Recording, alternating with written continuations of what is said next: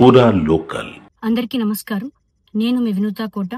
తెలుగింటి ఆడబిడ్డగా మీడియా ద్వారా రాష్ట్ర ప్రజానికానికి, శ్రీకాళహస్తి నియోజకవర్గ ప్రజలకు, నాతో పనిచేసిన మా జన సైనికులకు కొన్ని విషయాలు తెలియజేయడానికి మీ ముందుకు వీడియో ద్వారా వస్తున్నాను.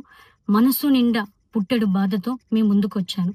మేము చేయని తప్పుకి మేము జైలుకు వెళ్ళినందుకు కూడా నాకు బాధ లేదు, కానీ మేము చంపాము అని మీడియా ఛానల్లో ప్రచారం చేయడం నాకు చాలా చాలా చాలా బాధ వేసింది.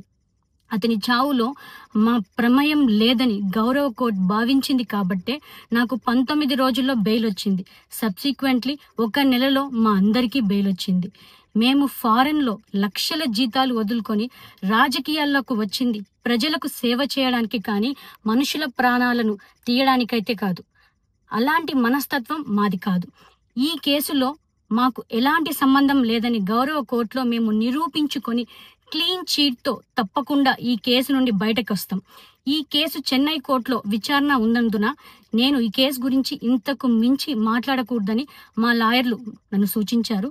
మేము ఏ తప్పు చేయలేదు. నిజాలు ఆ దేవదేవుడికి, శివయ్యకి తెలుసు. ధైర్యంగా పోరాడతాం. నేను జనసేన పార్టీ అధినేత శ్రీ పవన్ కళ్యాణ్ గారిని కలవడానికి ట్రై చేస్తున్నాను కాబట్టి ఇన్ని రోజులు మీడియా ముందుకు రాలేదు. మేము ప్రస్తుతం చెన్నైలో ఉన్నాము. త్వరలో నా పైన జరిగిన కుట్రకు సంబంధించిన వీడియోలతో, ఆధారాలతో మీడియా ముందుకు వస్తానని తెలియజేస్తున్నాను. న్యాయం ఎప్పటికైనా గెలుస్తుంది. ఖచ్చితంగా న్యాయం వైపు ప్రతి ఒక్కరు నిలబడతారని భావిస్తున్నాను. సత్యమేవ జయతే. జై హింద్.